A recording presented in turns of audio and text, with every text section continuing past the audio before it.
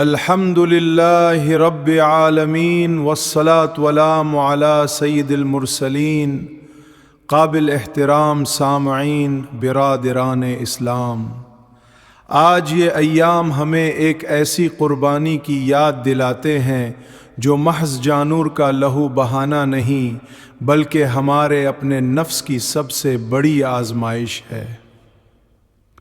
کہ یہ دن ہمیں سکھاتا ہے کہ جب اللہ مائے تو خواہشات، تعلقات اور ذاتی مفادات سب ہیچ ہیں۔ دراصل اپنی اپنی سب سے عزیز شے کو اللہ کی راہ میں پیش کرنے کا نام ہے۔ اس فلسفے کا نقطہ آغاز خلیل اللہ علیہ السلام کی حیات مبارکہ میں پنہا ہے۔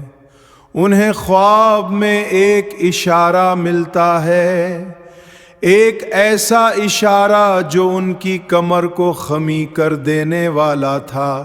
اپنے نور نظر علیہ السلام کو اللہ کی رضا کے لیے قربان کر دینا، یہ کوئی جذباتی فیصلہ نہیں تھا بلکہ برسوں کی تربیت اور اللہ پر کامل یقین کا ثمر تھا۔ جب حضرت ابراہیم نے اپنے لخت جگر کے گلے پر چھری چلانے کے لیے ہاتھ روکا تو آسمان سے ندا آئی کہ ابراہیم تو نے اپنا خواب سچ کر دکھایا۔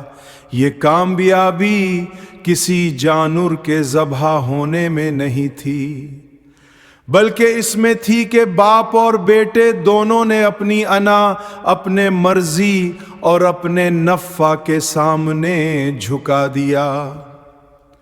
اللہ کو نہ تو خون چاہیے اور نہ ہی گوشت، اسے تو صرف ہماری نیتوں میں چھپا ہوا تقوی چاہیے۔